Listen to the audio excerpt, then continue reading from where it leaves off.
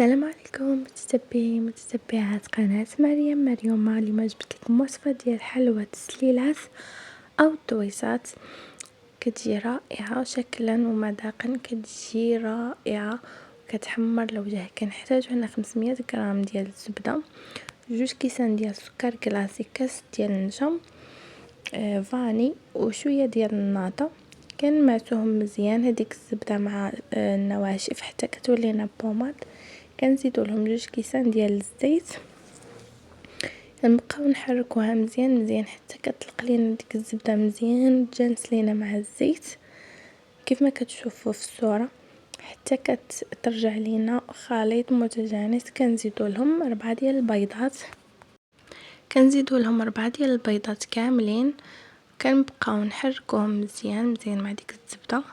من بعد كنديرو معلقه ديال خميره ديال الحلويات، وكنبقاو نزيدو الدقيق بالتدريج. الدقيق كنستعملو الدقيق الممتاز الابيض ديال الحلويات.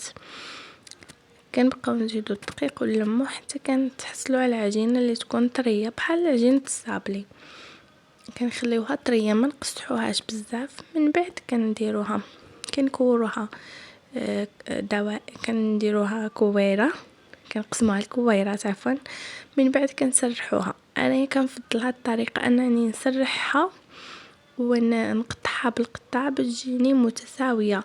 لما بغيتوش ديروا هاد الطريقه يمكن لكم انكم ديروها كويرات صغيرين وكديروها في وسط هاد المولات الصغيورين، وكتصايبوها حتى كتاخد الشكل ديال المول ديالها. انا كنفضل هاد الطريقه هذه. كنقطعها دائره وكنديرها في المول وكنزير عليها حتى كتاخد الشكل دوك السنينفات ديال المول. من بعد كنقطع الزوائد وكنثقبها بواحد الكوردون ولا فورشات. كنطيبوها بحال اللي كنطيبو الصابلي، ما كنحمروهاش بزاف وما نخليوهاش خضره. المهم انها طيب مزيان وتكون بيضه. انا كنفضلها تكون بيضه، اللي بغى يحمرها داكشي حسب الاختيار. الحشوه او التزيين كنحتاجو 200 غرام ديال الكركاع، 200 غرام ديال اللوز، 200 غرام ديال لوز ايفيلي، 200 غرام ديال القوقاو، و 200 غرام ديال الفواكه الجافه.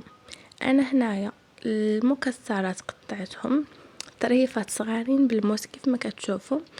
كنقطعهم المهم بشكل عشوائي.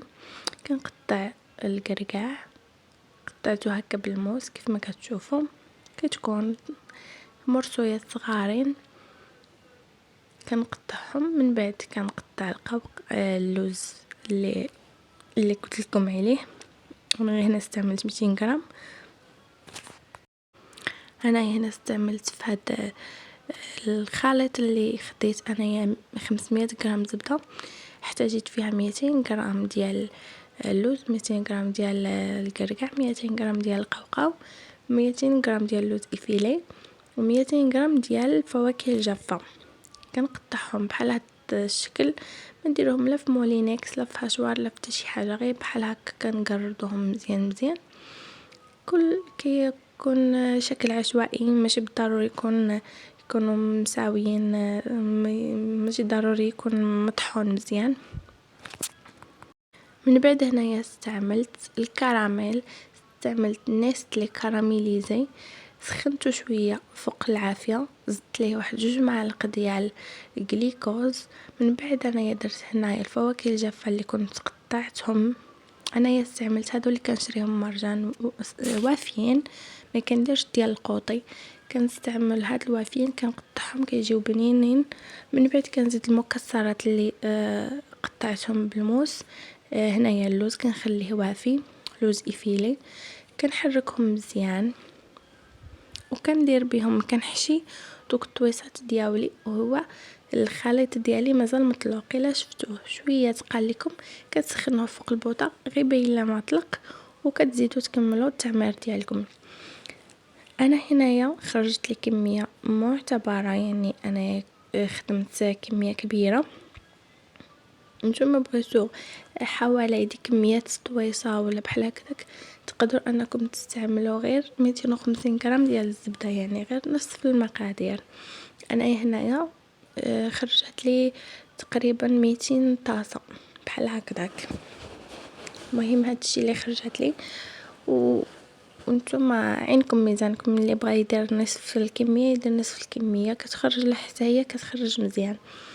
من بعد كنخليهم ينشفوا، كنسرحهم فواحد اللاطه، كنخليهم ينشفوا حتى ديك الحشوه ديالنا كتنشف وكتعقد.